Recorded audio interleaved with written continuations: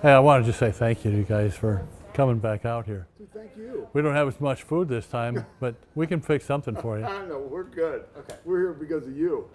You know? Are you ready to go? I'm ready to go. Okay, so we're going to do this one more time. I need you to say and spell your name, but you got to get it right. God, I hope I can remember this. Robert Gager, Robert Gager. And I can call you Bob, right? Yes. And Just don't call me late for dinner. Just everybody, you're definitely not late for dinner here. You're right on time. You and I talked when we were out here. I guess it was almost 2 weeks ago. 2 weeks now, yeah. And you really struck a chord in me when you said you started this 12 years ago, 15. 15 years ago, on your own dime. Can you walk me through what moves somebody to do something like that and how something like that is executed? Yeah, I'm going to try. Let me give you a picture of how that came to get pass. The church that I went to at that time had a pantry, and it was called Shepherd's Heart. And the church was going to move, and when they moved, they didn't have room for the pantry. So they shut it down. And what happened is everybody started showing up at my house on Friday night saying, Bob, what are we going to do about this? And God was already talking to me and showing me, he'd wake me up at 3:30 in the morning and showed me that do this, do this, and do this. And that made a lot of sense to me because I've got a logistical background. What God was showing me is that instead of having all these churches, and there were several churches in the community that had small pantries, but they really couldn't do much because of the volunteers, the money for the food, and all that kind of stuff. And so I set up a model where we became the pantry for several churches. Instead of them having all of the work at their facility and trying to find the room, we did that. And it works. So why were you the guy? God's got the answer. He's the one who put this together. I'm just a yes man. Exactly what it is. That this was something that God had planned for me, and I'm okay with it. The more I got into it, the more I really understood why I'm doing this. About maybe a year and a half into it, one day I just happened to be walking around the pantry and looking at people coming through and seeing the line and the shape of the people. And God just spoke to me and said, I grew up in poverty, I didn't tell you that part, in Chicago. So I know something about where they're coming from. He said, your past is why you're ready for this. I was prepared because of my past. And so it wasn't complicated to me. I just said, yes. What was that environment like for you growing up? Take me there. What was that, poverty-stricken situation? I'm going to give you some not so friendly stuff, okay? I had a stepfather who at that time, I didn't know anything about PTSD. Nobody knew anything about PTSD. But apparently he'd just come out of the war and he'd go off. And so I was his punching bag. And I didn't have any, I became a very quiet person. I didn't want to ruffle any feathers and stuff like that. I learned to not have breakfast. In schools, we didn't have lunch at that time, no lunchroom. So I went all day long without something to eat. If I got home and I said something or did something that irritated him, I'd had to go to bed without supper. I did that a lot. So I was a skinny little kid, but I had a lot of fire in me. I wasn't going to stop. He wasn't going to put me down. And it wasn't like I had a bad attitude or anything like that. It was just, I'm determined that there's something better than this. I lived in a neighborhood where the gangs would have certain corners, and if you came through there at a certain time, you're going to get beat up, or whatever you had was going to be taken from you. In those days, it was marbles, and so I lost my marbles a lot. And Allison might tell you I still lost my marbles, but anyway, my point is that I started staying in the library at school and I'd read books. And I read about other people that accomplished things, the Wright brothers and different kind of people that invented things, okay? I said, I can do something like that. I can do something like that. I didn't know that I was going to invent an airplane or anything like that. I didn't mean that, but I could do something because they came from very squalor conditions as well. And so I said, I'm not going to stay this way. And I had no idea what I was doing to myself, but I was just putting up a resistance in me to whatever came at me. I'm going to overcome it. And so that's how I got out of that. When I grew up, I'm telling you a bunch of stuff here that a lot of people don't know. When when I was about 16 years old, by that time I'd had enough of that stuff. And I was about 5 foot, a little over 5 feet tall at that time. My stepfather was 6'4", weighed a couple hundred pounds, a big guy. And when he'd hit me, I'd never cry. And I just did that on purpose. I wasn't going to give him the satisfaction that he hurt me. He was going to punish me for something stupid and for getting a C in some grade, okay? And so that was a big deal. But I told him, I said, this is the last time that you're going to hit me. Are you ready for me? Because I'm not going to just take it anymore. I'm going to hit you back if you hit me. And he knew what a tough kid I was because I worked. I did a lot of things. After that, he shut up. He walked away. And after that, I left home. I became a homeless kid. I was a couch surfer. I stayed in school.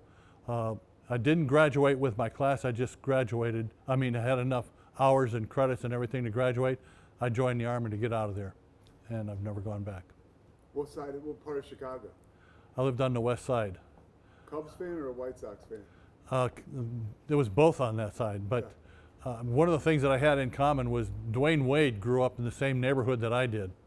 Another couple of generations later, of course, but yeah, west side of Chicago, off of Madison Street.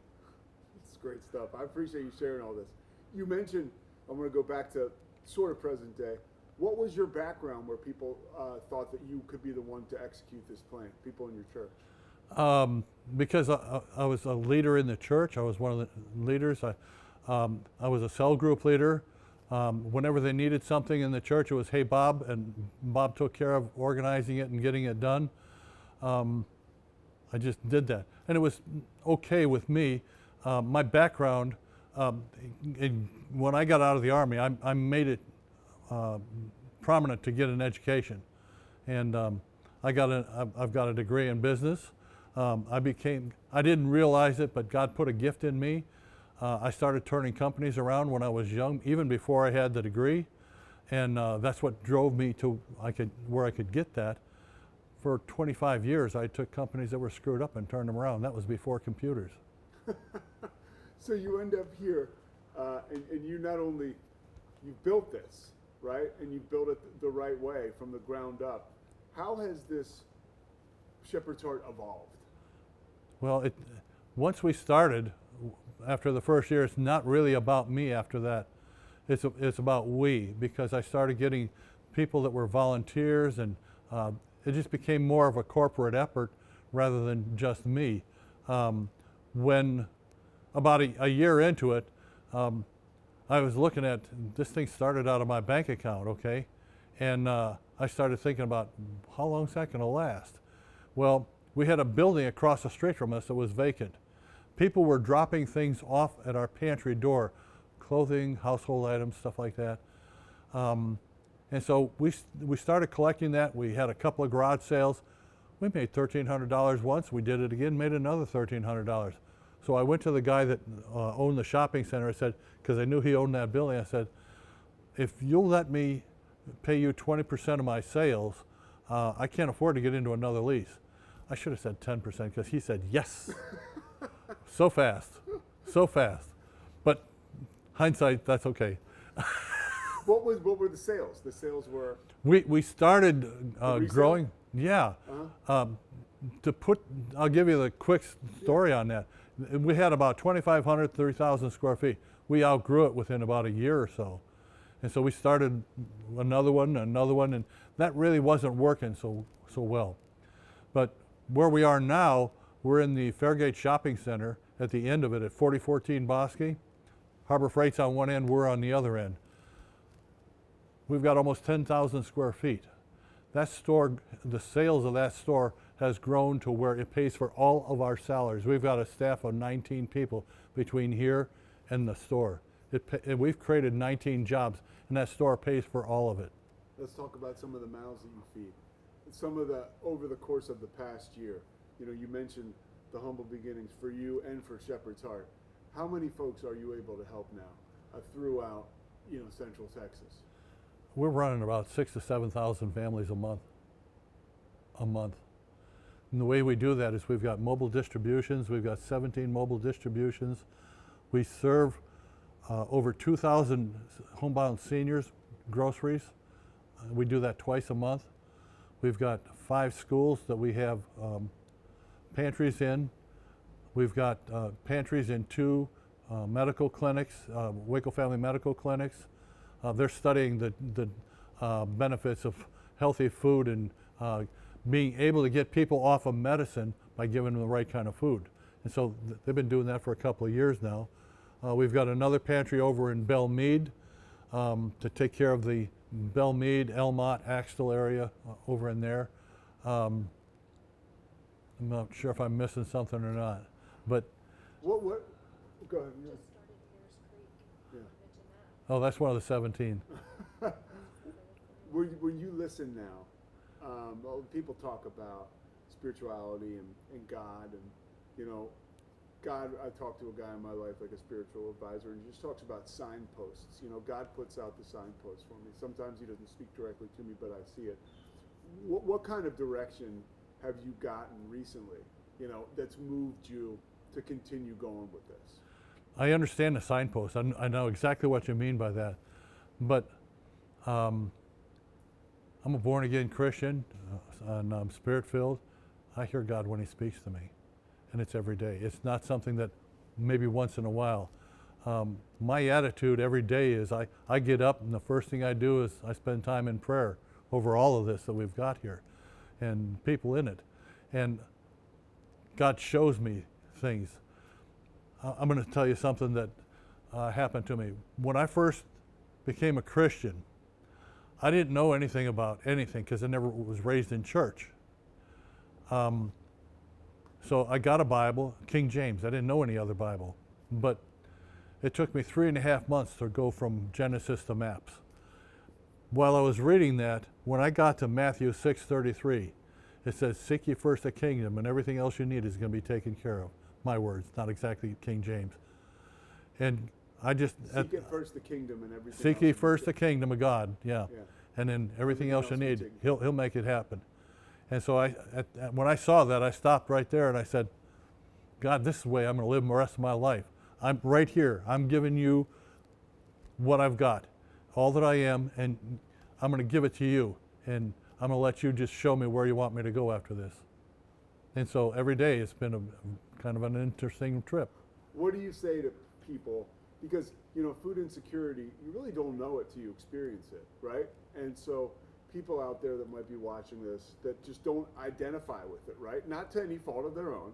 They've just never had to deal with it. You know, as a kid, I grew up in kind of a, you know, there was certainly like some ups and downs, but we never had to worry about our next meal, right? I never knew that.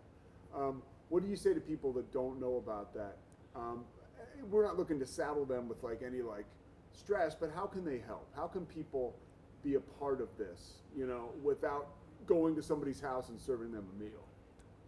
That's a great question, Pete. I love that question because what we do is really a corporate thing. I mentioned to you the store takes care of our salaries. We don't have any funding from the government in here. This is all funding from this community. So when we get money from the community, we put it right back into the community. And we've got some people that have big pockets, but most of our donors do not. They're just the average person. And what I can tell them is that we used to say that we could feed a family for $5. It's not that easy anymore. It's not that easy anymore because of the cost of everything. But we can still, with those $5 donations and $10 donations and $15 donations, whatever, we get by on that. And Allison can tell you because I share all this information with her and she sees it. We are getting by on it. Yes. Awesome. Anything else?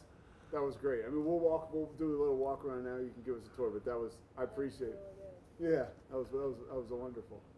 Is that all you want? All I want, that was awesome. Yeah. Okay. I mean, a lot of people don't know that. They're going to hear that and go, what? Yeah, well, I think that's great. I think it's important. Yeah, I think that's why I was curious about that. I wanted to know why you started, and I knew there was a story behind it. You got that light coming off you, for real. So I appreciate it. Well, thank you. All right. We'll leave that mic on you for right now. We'll just leave the mic I'll just on put it in my pocket. Yeah. Yeah. If I forget about it later, remind me. You're a pro. Well, if I forget it, we Thanks, forget bro. about it, you'll have a souvenir. How about that? And then I'll be wondering where it's at tomorrow. And so, do you owe me 2 more things? We're going to do a walk around, and then you're going to show me those pictures. Do you have them with you? I sent them to you Okay. in an email. All right. I'll look at them. I haven't had a chance to look at them yet. Just want pictures from the beginning and everything? Yeah. I got a bunch from Dean. Oh, good. Perfect. And it shows everything that we do. Okay. Can you send me one? I'll just need one picture.